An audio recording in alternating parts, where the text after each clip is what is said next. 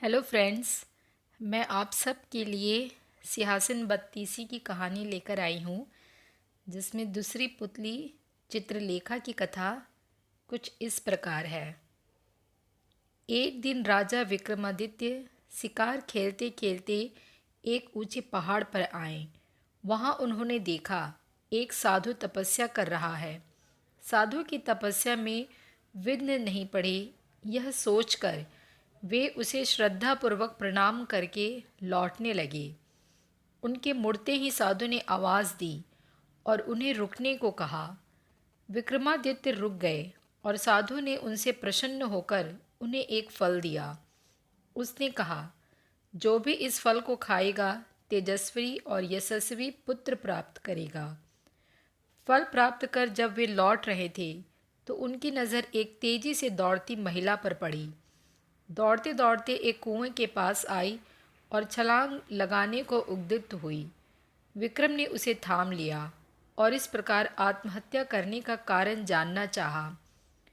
महिला ने बताया कि उसकी कई लड़कियां हैं, पर एक पुत्र भी नहीं है। चूँकि हर बार लड़की ही जन्म लेती है, इसलिए उसका पति उससे नाराज है और गाली गलौज तथा मारपीट करता है। वह इस दुर्दशा से तंग आकर आत्महत्या करने जा रही थी। राजा विक्रमादित्य ने साधु वाला फल उसे दे दिया तथा आश्वासन दिया कि अगर उसका पति फल खाएगा तो इस बार उसे पुत्र ही होगा। कुछ दिन बीत गए। एक दिन एक ब्राह्मण विक्रम के पास आया और उसने वही फल उसे भेंट किया। विक्रम स्त्री की चरित्रहीनता से बहुत दुखी हुए। ब्राह्मण को विदा करने के बाद वे फल लेकर अपनी पत्नी के पास आए और उसे वह फल दे दिया। विक्रम की पत्नी भी चरित्रहीन थी। वह नगर के कोतवाल से प्रेम करती थी। उसने वह फल नगर कोतवाल को दिया ताकि उसके घर यशस्वी पुत्र जन्म ले। नगर कोतवाल एक वेश्या के प्रेम में पागल था। उसने वह फल उस वेश्या को दे दिया। वेश्या ने सोचा कि वेश्या का पुत्र लाख यशस्वी हो तो भी उसे सामाजिक प्रतिष्ठा नहीं प्राप्त हो सकती है। उसने काफ़ी सोचने के बाद यह निष्कर्ष निकाला कि इस फल को खाने का असली अधिकारी राजा विक्रमादित्य ही है। उसका पुत्र उसी की तरह योग्य और सामर्थ्यवान होगा तो प्रजा की देखरेख अच्छी तरह होगी और सभी खुश रहेंगे। यही सोचकर उसने विक्रमादित्य को वह फल भेंट कर दिया। फल को देखकर विक्रमादित्य ठगे से रह गए। उन्होंने पड़ताल कराई तो नगर कोतवाल और रानी के अवैध संबंध का पता चल गया। वे इतने दुखी और खिन्न हुए कि राज्य को ज्यों का त्यों छोड़कर वन चले गए और कठिन तपस्या करने लगे। चूँकि विक्रमादित्य देवताओं और मनुष्यों को समान रूप से प्रिय थे, देवराज इंद्र ने उनकी अनुपस्थिति में राज्य की रक्षा के लिए एक शक्तिशाली देव भेज दिया। वह देव नृप विहीन राज्य की बड़ी मुस्तैदी से रक्षा तथा पहरेदारी करने लगा। कुछ दिनों के बाद विक्रमादित्य का मन अपनी प्रजा को देखने को करने लगा। जब उन्होंने अपने राज्य में प्रवेश करने की चेष्टा की तो देव सामने आ खड़ा हुआ।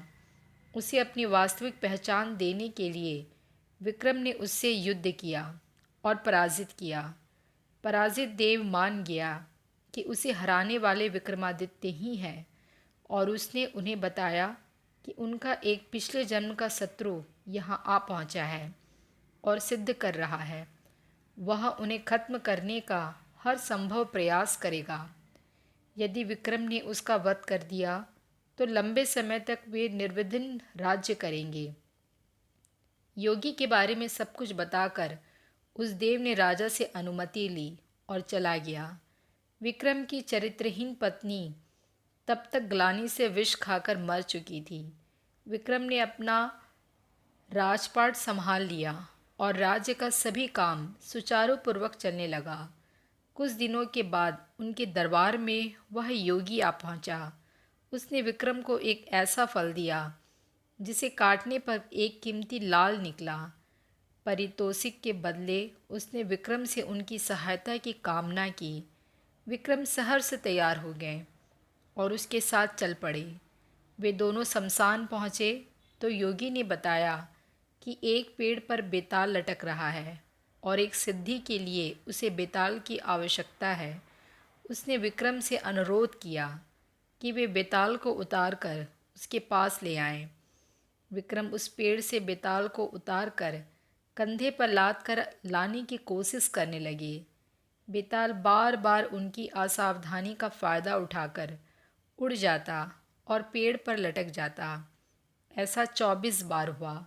हर बार बेताल रास्ते में विक्रम को एक कहानी सुनाता। 25वीं बार बेताल ने विक्रम को बताया कि जिस योगी ने उसे लाने भेजा है वह दुष्ट और धोखेबाज है।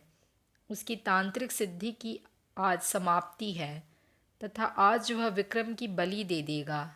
जब विक्रम देवी के सामने सर झुकाएगा, राजा की बलि से ही उसकी सिद्धि पूरी हो सकती है। विक्रम को तुरंत इंद्रदेव की चेतावनी याद आई। उन्होंने बेताल को धन्यवाद दिया और उसे लाद कर योगी के पास आए। योगी उसे देखकर अत्यंत हर्षित हुआ और विक्रम से देवी के चरणों में सर झुकाने को कहा। विक्रम ने योगी को सर झुकाने की विधि बतलाने को कहा। ज्यों ही योगी ने अपना सर देवी चरणों में झुकाया कि विक्रम ने तलवार से उसकी गर्दन काट दी। देवी बलि पाकर प्रसन्न हुई और उन्होंने विक्रम को 2 बेताल सेवक दिए। उन्होंने कहा कि स्मरण करते ही ये दोनों बेताल विक्रम की सेवा में उपस्थित हो जाएंगे। विक्रम देवी का आशीष पाकर आनंदपूर्वक वापस महल लौटे। तो मिलते हैं अगली कहानी में।